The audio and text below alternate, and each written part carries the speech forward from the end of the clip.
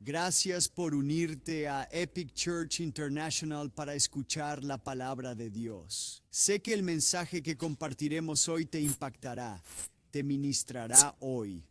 ¿Por qué? La palabra de Dios es activa y poderosa. Hay 3 acciones que puedes tomar. Primero, suscríbete a nuestro canal de YouTube. Segundo, haz clic en me gusta en el video. Y tercero, activa las notificaciones para que sepas cuando publicamos. Ahora, siéntate y recibe. Y prepárate para actuar según la palabra. Hoy empezamos nuestra serie de Navidad, los mitos, los milagros y el mensaje de la Navidad. Y así que vamos a desmentir algunos mitos justo al empezar esta mañana. Antes de que yo conociera al Señor, cuando mi amigo Phil me hablaba de Jesús y me invitaba a la iglesia, una de las mayores objeciones que yo tenía al cristianismo era que creía que si me convertía en cristiano, mi vida se volvería aburrida. Tenía una vida emocionante. Tenía 20 años. En su mayor parte había reprobado la universidad. Así que estaba en los clubes de fiesta intensa, chocando vehículos, envuelto en la adicción. Mi vida era un desastre a toda velocidad a los 20 años. Hacerme cristiano suena aburrido, pero era una mentira. Porque puedo testificarles hoy que mi camino con Jesús durante los últimos 41 años o más de mi vida ha sido todo menos aburrido. ¿Saben que encontrar al Dios del universo no es aburrido? Llegar a conocer y pensar y hablar los pensamientos mismos de Dios no es aburrido. Luchar contra principados y potestades y gobernantes de maldad espiritual no es aburrido. La pastora Elena y yo testificamos, liderar esta iglesia ha sido muchas cosas, pero nada aburrido. Descubrirán que es verdad en su vida también. Si realmente lo buscan, ¿quieren saber por qué? Porque nada de Jesús es aburrido. Nada. Por ejemplo, imagina ser uno de los 12, ¿verdad? Imagina ser uno de los 12 en aquel entonces y caminar con Jesús.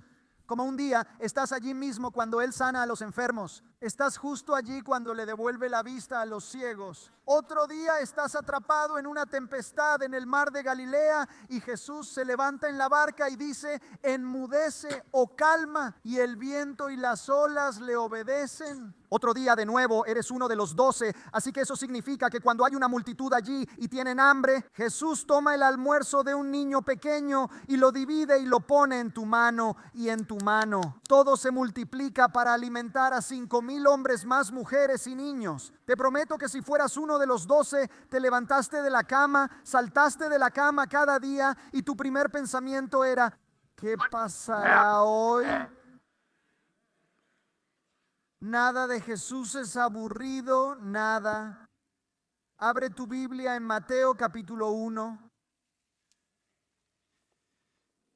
Ahora vivimos en una cultura individualista en la que dices, esto es lo que soy, y te presentas a los demás con una lista de logros, experiencia laboral, experiencia de vida, cosas como tu carrera, o tal vez si tienes ciertos títulos, pero no era así en la época del nacimiento de Jesús. La sociedad no era tan individualista, estaba mucho más orientada a la familia. Por lo tanto, en las culturas antiguas, tu ascendencia era tu identidad. Tu clan, a quién estabas conectado, tu tribu, tu familia, tu linaje, tu ascendencia era la forma en que le decías a la gente, esto es lo que soy. Te presentabas como fulano, hijo de Mengano, ¿verdad? Simón, hijo de Jonás, Simón, hijo de Juan, Jacobo y Juan, los hijos de Zebedeo. Así es como se presentaban. Tu ascendencia era tu identidad.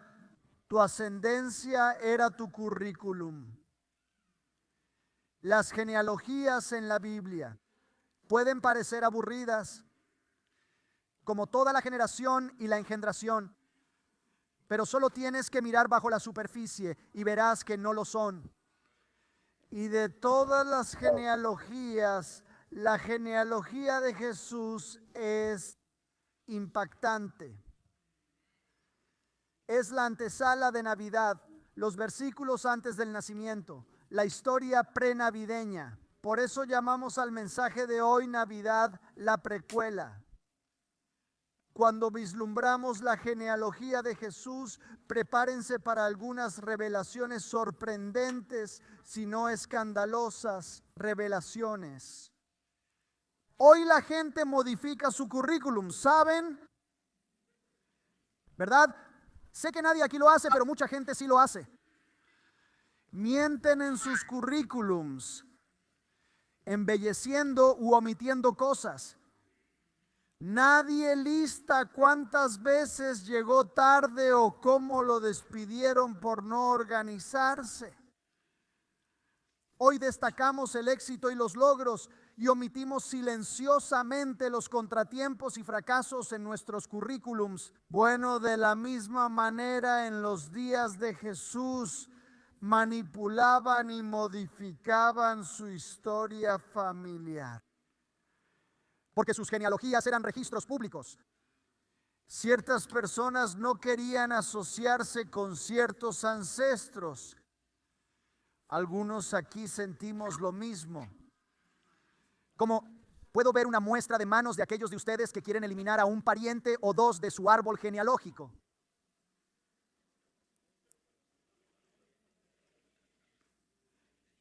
Por ejemplo, Herodes el Grande borró nombres de su genealogía pública para no asociarse con ellos.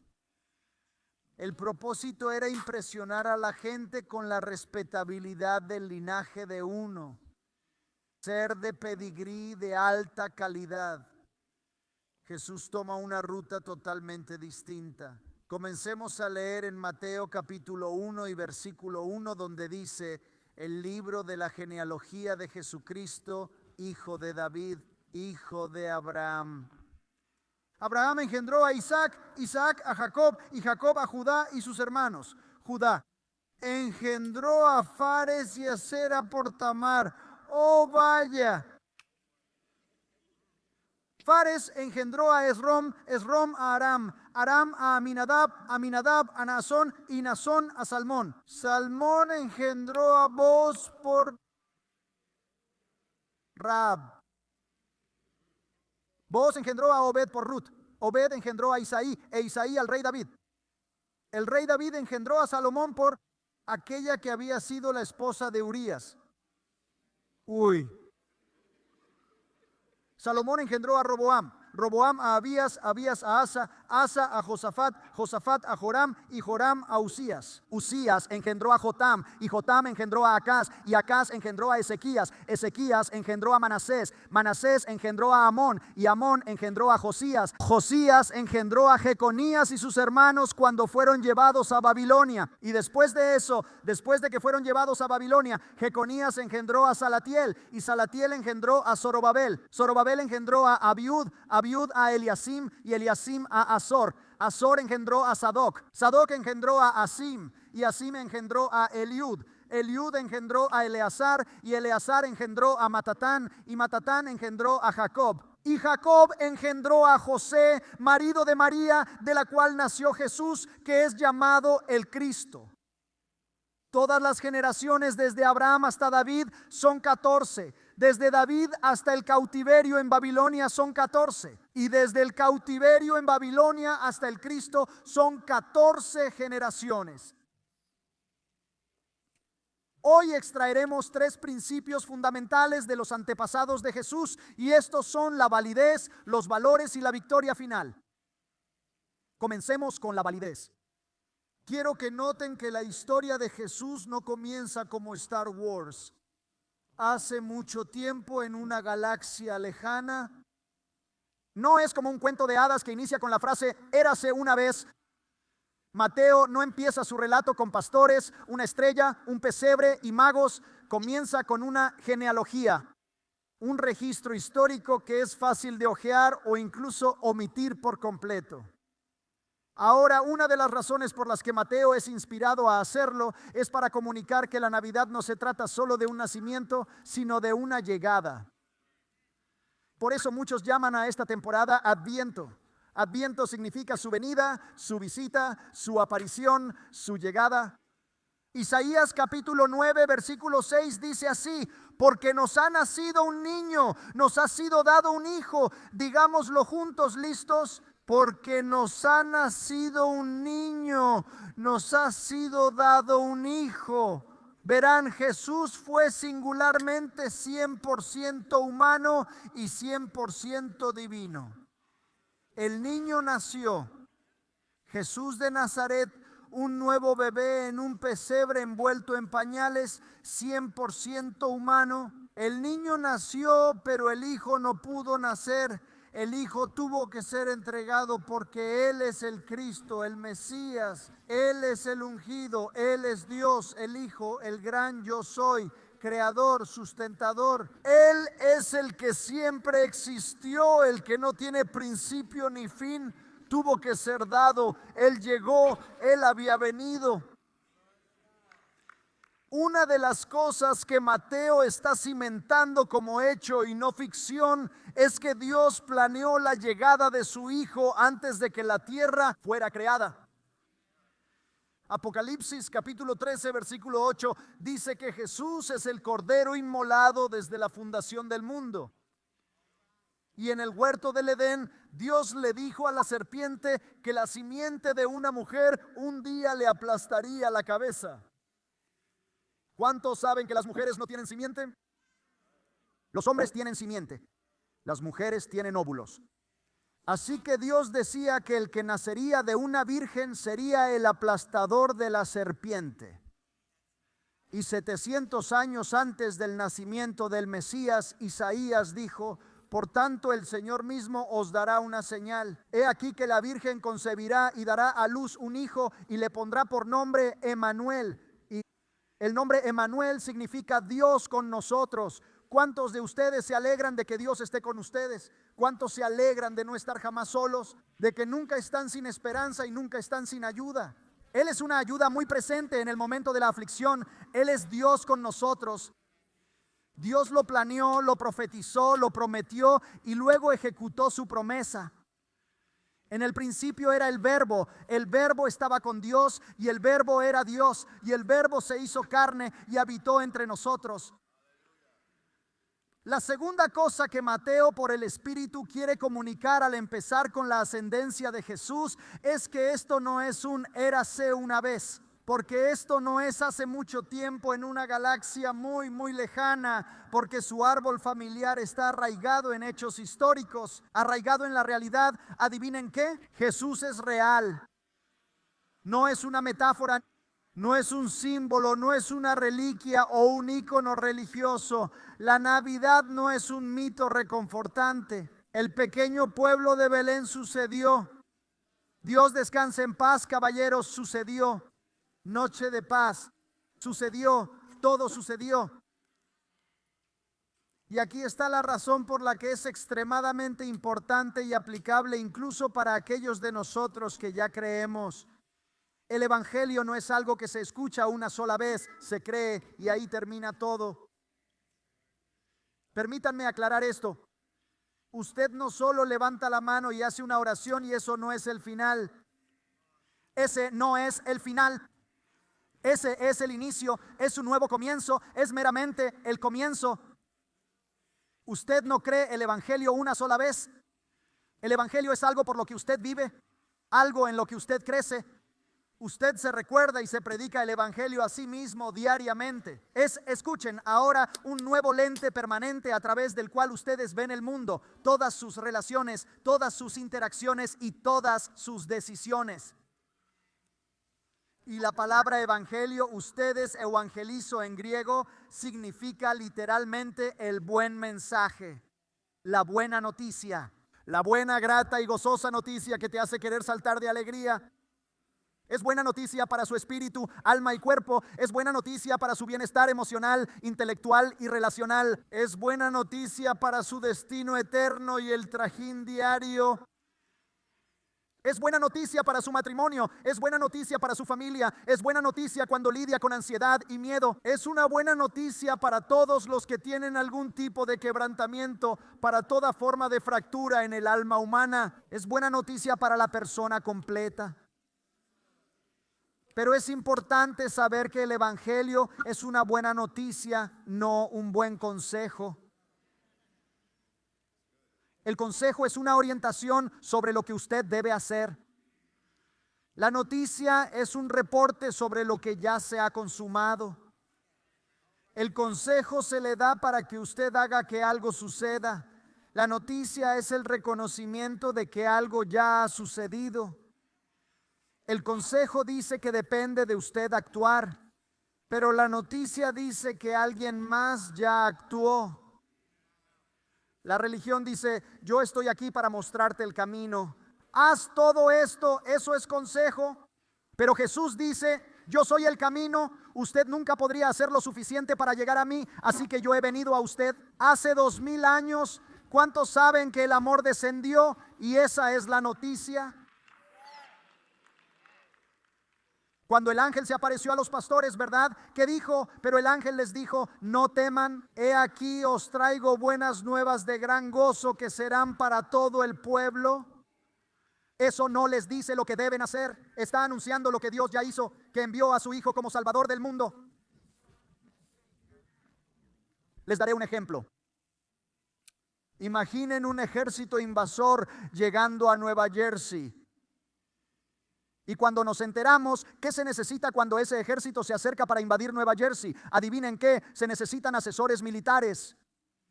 Los asesores deben indicar dónde poner tropas, tácticas y estrategia. Necesitamos asesores militares para saber cómo defendernos contra una invasión. Pero ¿cuántos de ustedes saben si ya ha surgido un comandante, si ya ha llegado un gran capitán y ya ha hecho retroceder al enemigo, ya derrotó al enemigo, ya lo echó?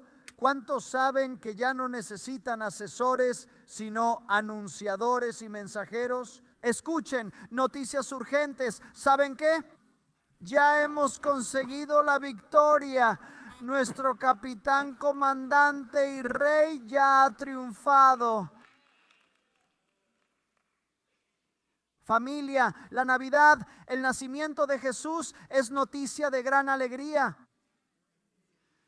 Y la buena nueva es que el gran rey conquistador y victorioso ya ha llegado. Un niño ha nacido, se nos ha dado un hijo. Dios ha cumplido su promesa, ha cumplido la promesa de todas las promesas. Para los hombres es imposible, pero no para Dios, porque para Dios todo es posible. El Verbo se hizo carne, la Virgen concibió y dio a luz un hijo.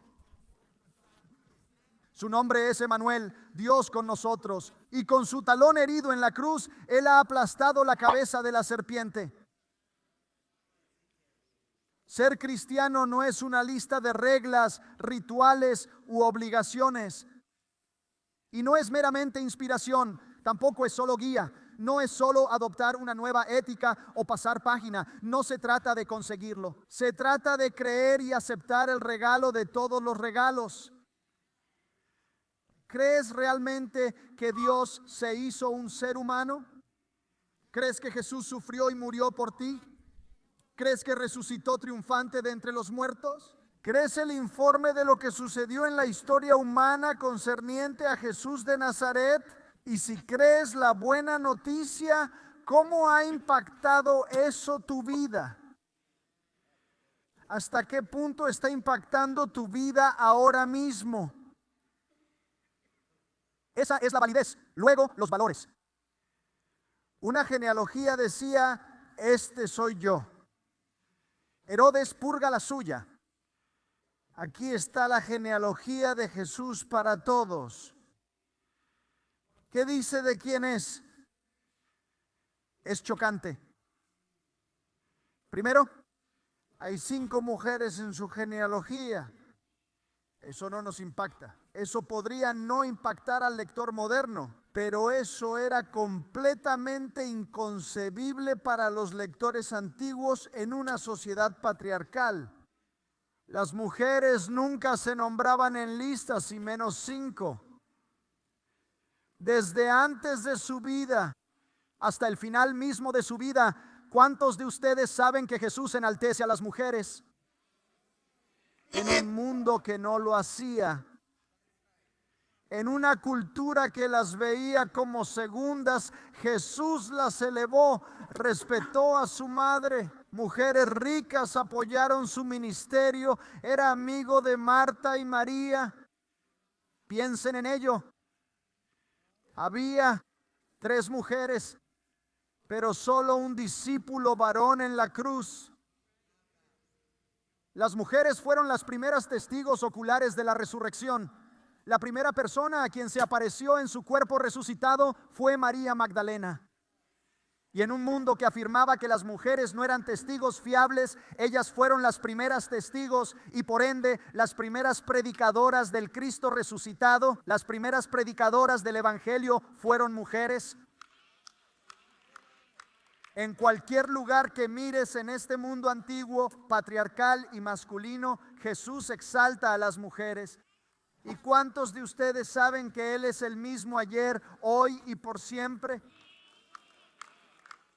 Pero no cualquier mujer, toda mujer. De las 5 mujeres mencionadas en la genealogía de Jesús, ¿están listos? 3 eran gentiles, una era moabita y los moabitas eran repudiados. No se les permitía entrar en la congregación de Israel. Y otra, Rahab, era una prostituta. Pero escuchen, los hombres no son mejores. Hay mentirosos, tramposos, engañadores y asesinos. Las cosas tan sórdidas que los hombres y las mujeres de esta genealogía han hecho son tan repugnantes e inmorales que no me siento completamente cómodo al contarlo. Judá engendró a Fares y a Zera con Tamar. ¡Qué asco! Simplemente no voy a entrar en eso. Pero es asqueroso, es inmundo. Vayan a buscarlo, Génesis 38. Hace que las series obscenas de Netflix parezcan tranquilas. No puedes inventar esto. Y está en la genealogía de Jesús. ¿Saben qué significa? Varias cosas. Pero primero fue de una disfunción familiar masiva de donde vino el Mesías. ¿No se sienten mejor? ¿Mejor sobre su familia? Como si Dios pudo trabajar con esa familia e hizo lo que hizo con ella, Él puede obrar sobre e incluso a través de su familia. Y sé que algunos de ustedes están diciendo, pastor, usted no sabe nada de mi familia. Escuchen Génesis 38, están bien. En segundo lugar, la ascendencia de Jesús proclama que para Jesús todos importan. Hombres y mujeres, judíos y gentiles, todas las razas, culturas, personas, grupos, etnias. No hay judío ni griego, esclavo ni libre, hombre ni mujer. Todos somos uno en Cristo Jesús. Por ejemplo, Boaz y Ruth estaban moralmente bien. Sospecha, pero en la misma tribu, en el mismo clan, no tanto. No se puede decir lo mismo. Pero todos están ahí. Ninguno es excluido, borrado o eliminado de la lista. Todos están incluidos. Jesús no se distancia de ellos y por lo tanto, Él nunca se distancia de nosotros. Él dice, esta es mi familia. Y si eres creyente, te está diciendo a través de esto, tú eres mi familia y no hay nada que puedas hacer al respecto. Jesús dice, este soy yo, estas son mis bases. Esa gente es parte de mí. Tú eres parte de mí. Todos importan. Tú importas. Eres amado, eres aceptado, estás incluido, eres parte de mí. no porque seas bueno, sino porque Él es bueno. Amén. Verán, en Jesucristo toda la humanidad está igualmente perdida y es igualmente amada. Cada uno de nosotros es más imperfecto y pecador de lo que jamás imaginamos y más amado incondicionalmente de lo que jamás esperamos o soñamos. Piénsalo, en Jesucristo prostituta y rey, hombre y mujer, judío y gentil, una raza y otra, conservador y liberal, legalista y transgresor, hermano mayor e hijo pródigo, santo y pecador, todos se sientan juntos. Dios no discrimina a nadie. El campo de juego es nivelado para todos. No hay favoritismo de papá, no hay arbitraje local. Él no favorece a uno sobre otro. Todos somos bendecidos, todos somos muy favorecidos en Él. Fulano engendra a mengano, engendrar, aburrido. No lo es. La gracia de Dios es tan penetrante y envolvente que hasta los engendros de la Biblia están empapados de la misericordia y el amor de Dios. Una cosa más en la misma línea. Muchas personas en la genealogía de Jesús serían consideradas impuras por la ley de Moisés. Si quisieras ser santo y respetable, tenías que evitar cualquier contacto con lo que se consideraba impío o inmundo. Eso incluía cadáveres, comidas impuras, ciertas enfermedades, lepra, flujo femenino y la lista sigue. Dijimos hace un par de semanas que la impureza se consideraba transmisible, se consideraba contagiosa. Y cuando te volvías impuro, eras desterrado de la comunidad, estabas excluido de la vida pública y del contacto físico privado, y ahora eras contagioso. Mi familia, cuando personas impuras son incluidas en la genealogía de Jesús, significa que Él revierte todo eso. Recuerda cuando la mujer impura con flujo de sangre lo toca, él no se vuelve impuro. Ella se limpia. Ella es sanada y restaurada. Cuando él toca a un leproso, Jesús no adquiere la lepra. Él no se vuelve impuro. Él no se vuelve leproso. El leproso es sanado. La santidad y bondad de Jesucristo no pueden ser contaminadas por nosotros. Al contrario, Él no retrocede ante nuestras vidas llenas de fallas y desorden. Él se acerca más. Y al momento de creer en Él, te infecta con su bondad, como si dieras positivo a la santidad.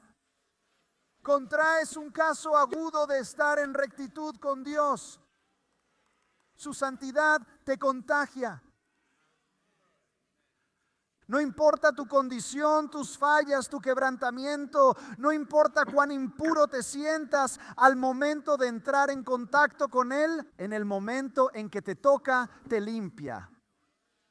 Dios dice, venid y razonemos juntos, dice el Señor. Aunque sus pecados sean escarlata, serán blancos como la nieve. Aunque sean rojos como el carmesí, aunque sean de color carmesí, quedarán como lana blanca.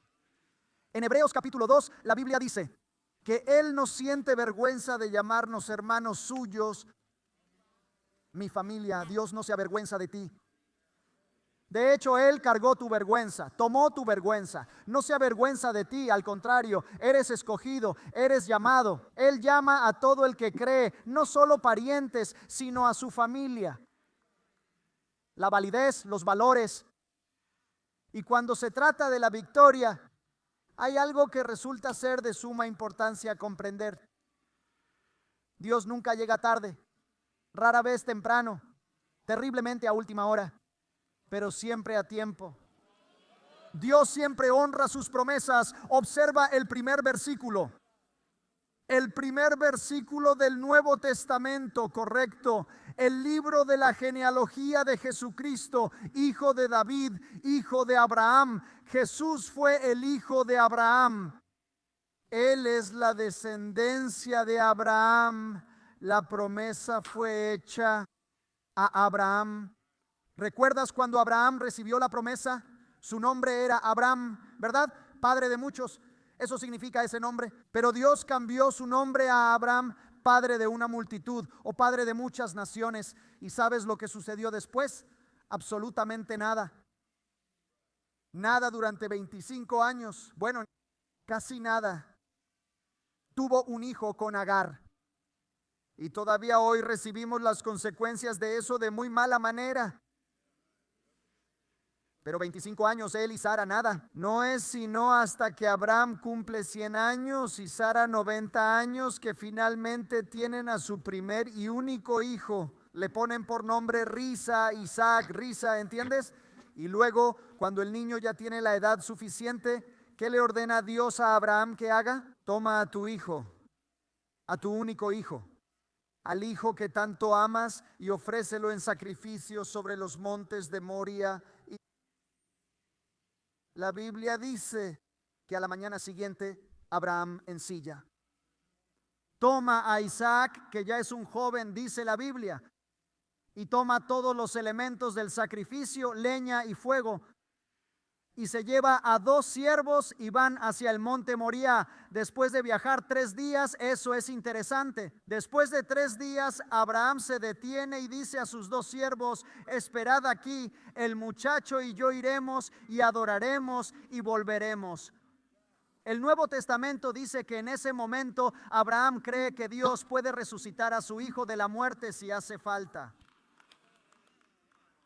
Y así Abraham y el joven suben la montaña, y finalmente Isaac le dice a su padre: papá, veo la leña y veo el fuego, pero papá, ¿dónde está el sacrificio? Y Abraham mira a su hijo y le responde: Yahvé Jireh, Jehová Jireh, Dios proveerá. Y mientras suben, Isaac es puesto sobre la leña por su padre Abraham. Puesto sobre la leña.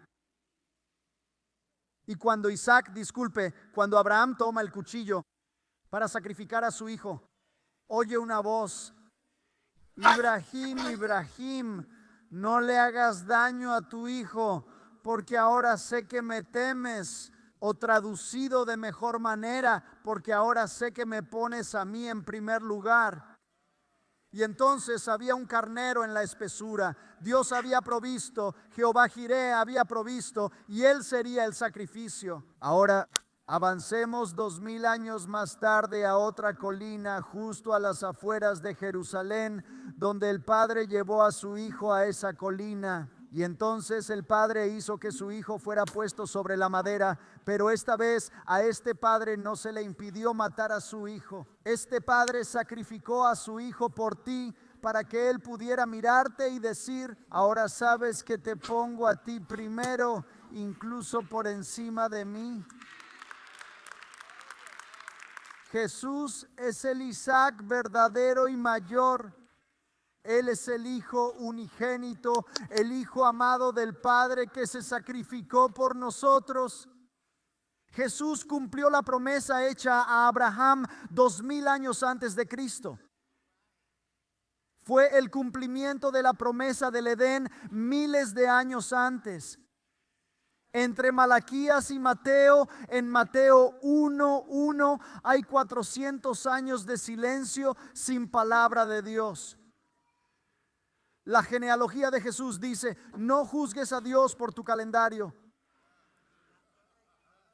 Puede que sea lento, puede parecer que trabaja muy despacio, o puede parecer que es alguien que olvidó sus promesas.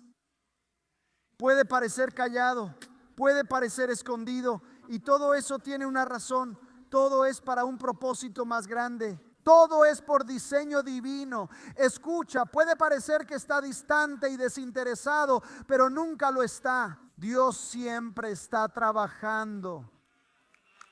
Y eso significa que la demora nunca es negación. Y el estar oculto nunca es impotencia con Dios.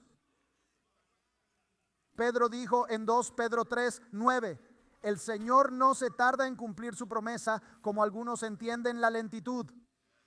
Y mira lo que canta María después de recibir su visita angelical de parte de Gabriel. Ella dice: ha ayudado a su siervo Israel, acordándose de ser misericordioso con Abraham y con sus descendientes para siempre, como dijo a nuestros padres. Literalmente miles de años, después de todo ese tiempo, Dios aún recuerda su promesa, aún recuerda su misericordia, aún recuerda su amor, aún recuerda su palabra, aún recuerda su pacto. Incluso cuando tú olvidas, incluso cuando te distraes, incluso cuando te desanimas, cuando todo lo demás parece estorbar y cuando las presiones de esta vida parecen desplazar a Dios, cuando olvidas en el momento quién es tu Dios, incluso cuando olvidas, Dios recuerda.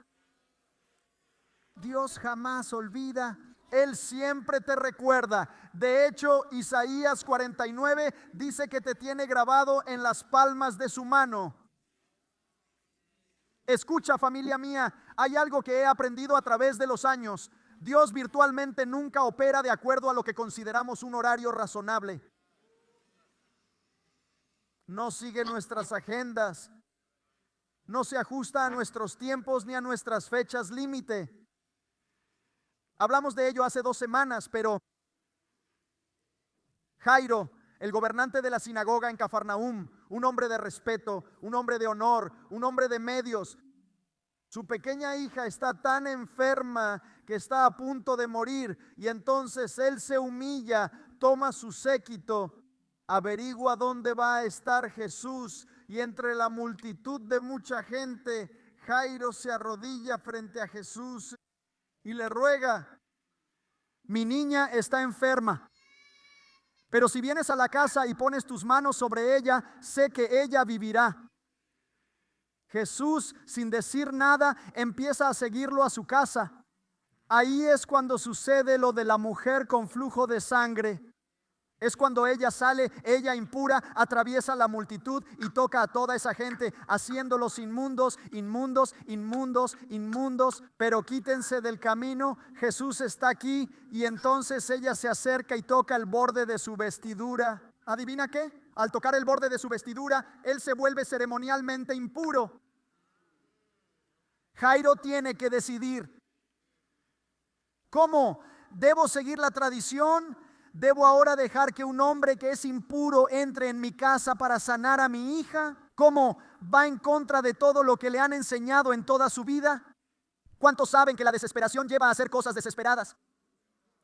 Eso no lo detiene, pero lo siguiente sí podría.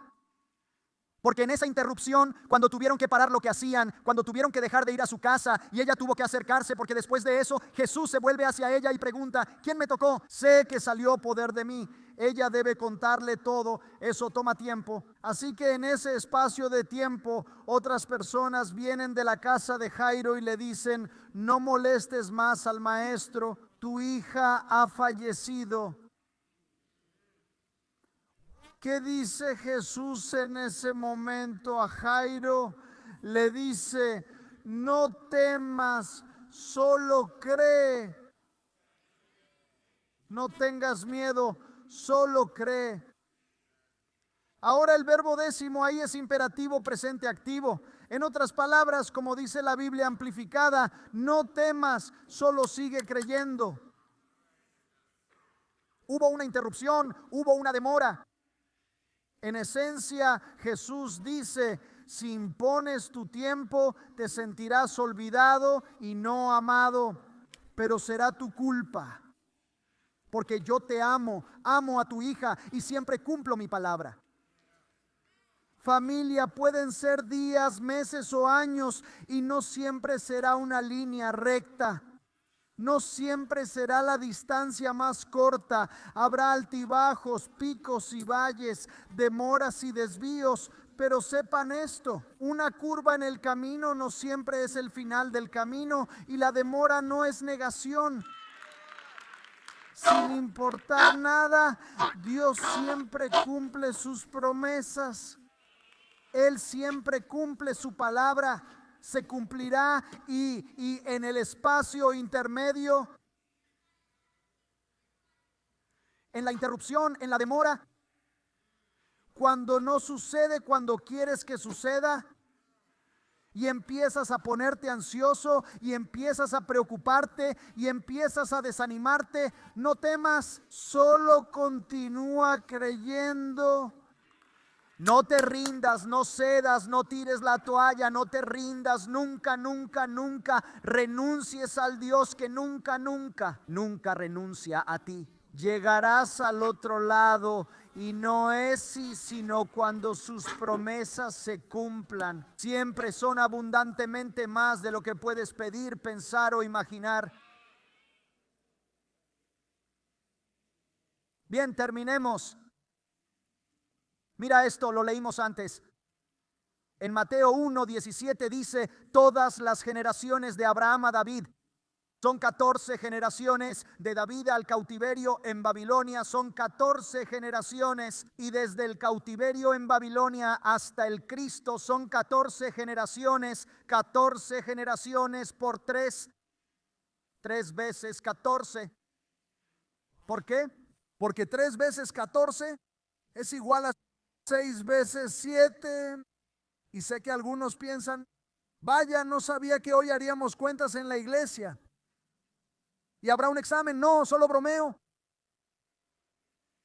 6 7. Quiero decir, saben, nada en la Biblia está ahí por coincidencia, nada es accidental, incidental o superfluo. Estos números están aquí por un motivo. 6 7 de generaciones, y entonces eso hace a Jesús el séptimo. 7. Ahora quiero que veamos esto desde dos ángulos distintos, puntos de vista. Primero, 7 es el número de la plenitud. Si alguna vez te sientes incompleto, si sientes que no eres lo suficientemente listo o educado o apuesto o hermosa o delgada, o no eres lo suficientemente espiritual o de alguna manera infravalorado o poco apreciado o aprovechado, si alguna vez sientes que eres demasiado crédulo, demasiado ingenuo, que no eres nada suficiente, inseguro o te sientes inadecuado de cualquier forma, mira la genealogía de Jesús. No estás excluido de ninguna manera, por ninguna razón. Estás incluido, eres parte de la familia, eres muy valorado y eres muy importante para el que más importa. Verás, como creyente en Jesucristo, eres suficiente. Lo diré de nuevo esperando un amén mayor. Dije que como creyente en Jesucristo, eres suficiente. ¿Quieres saber la razón? Porque Jesús te hace completo. Él es tu séptimo 7. Así lo puso Pablo, uno de mis versículos favoritos de toda la Biblia. Es un versículo que vale la pena memorizar. Es Colosenses 2, 9 y 10. Dice, porque en Él, en Cristo Jesús, porque en Él habita toda la plenitud de la deidad corporalmente. Y ustedes están completos en Él, quien es la cabeza de toda autoridad y poder. ¿Cuántos saben que son completamente amados, completamente valorados, equipados para cada tarea, completamente perdonados, que son aceptados completamente en Él? No hay falta en Cristo, no hay deficiencia en Cristo, y ustedes están en Él. Él es su séptimo 7. Pero hay algo que es simbólicamente igual de preciso, que no mencionamos a menudo, y es que 7 también es el número del descanso. Dios descansó, ¿qué día? El día de reposo, el día 7. Estaba destinado a ser el día de reposo para la humanidad. Ahora síganme aquí, no se desconecten. En la ley del Antiguo Testamento, los agricultores debían dejar descansar la tierra cada séptimo año. Todos los que trabajaban en agricultura tenían el año libre cada 7 años. Todas las deudas eran anuladas. En otras palabras, solo podías tener deuda por 7 años. Todo se canceló. Y en Levítico 25, el último año del séptimo periodo de 7 años, así que en otras palabras, el año 49, El séptimo 7 era anunciar que todo el año siguiente era el año del jubileo. 7 7 más 1. El año 50 fue doblemente bendecido. En este año de jubileo, todo lo que aplicaba al año 49 todavía aplicaba. Así que eso significaba que todas las deudas se cancelaban. Nada de trabajo agrícola. Así que 2 años libres para esos trabajadores. Pero además, en el año 50, todos los esclavos debían ser puestos en libertad. Todo lo que se perdió o fue embargado debía ser restaurado. Todas las tierras ancestrales que se perdieron o tuvieron que venderse para pagar una deuda, las propiedades de sus ancestros, todas fueron devueltas a las familias originales. ¿Cuántos dirían, hombre, necesito jubileo? ¿Cómo me apunto al jubileo? Pero ven, el jubileo en realidad no era sobre el jubileo. Era una sombra, era una señal, era un presagio, era un símbolo. El jubileo en realidad no se trata del jubileo, el jubileo se trata de Jesús. ¿Usted dice cómo sabemos eso? Bueno, en el primer día del ministerio público de Jesús, cuando está en la sinagoga de su ciudad natal en Nazaret y le entregan el rollo para leer, lo abre y lee del rollo. El Espíritu del Señor está sobre mí porque me ungió para predicar el evangelio a los pobres. Me ha enviado a sanar a los quebrantados de corazón, a proclamar libertad a los cautivos y a devolver la vista a los ciegos, a poner en libertad a los oprimidos y a proclamar el año aceptable del Señor. El año aceptable del Señor era otra forma de decir el año del jubileo, eran sinónimos. Y entonces cuando le devuelve el rollo al asistente, antes de sentarse dice, hoy esta escritura se cumple en sus oídos. En otras palabras, estaba diciendo, yo soy el ungido, traigo buenas noticias, sano al quebrantado de corazón, doy vista a los ciegos, pongo en libertad a los oprimidos y soy el jubileo perpetuo. Jesús es su jubileo. ¿Cuántos saben que Él los liberará de cualquier adicción? Él perdonará toda su deuda de pecado impagable a un Dios santo, su injusticia y sus hechos de maldad, Él no los recordará más. Y si vienen a Él de corazón por fe, si están cansados y agobiados, ¿saben qué? Él les dará reposo. Él dará reposo a su alma. Si están agotados de intentar controlarlo todo, si necesitan descanso de los problemas y las cargas, si necesitan paz del caos, paz en la tierra, buena voluntad hacia ustedes y su casa, si han perdido algo, si algo falta, si el enemigo ha robado, quitado o destruido algo en su vida, ¿cuántos saben que Jesús es su 7-7? Él es su jubileo. Escuchen, Él no solo restaurará lo que perdieron, Él restaura con restauración más. Recuerden, Él no es un cuento de hadas, Él es real. Él los ama infinitamente, sin importar lo que pase, ustedes son importantes para Dios. Así que miren a confiar en Jesús, su Rey jubileo, quien nació en Belén para poner un signo de exclamación al hecho de que Dios siempre cumple sus promesas. Ustedes están completos en Él, Él es su victoria, Él es su descanso, Él es todo lo que jamás necesitarán y más. Así que con fe, vengan a Él creyendo, amén.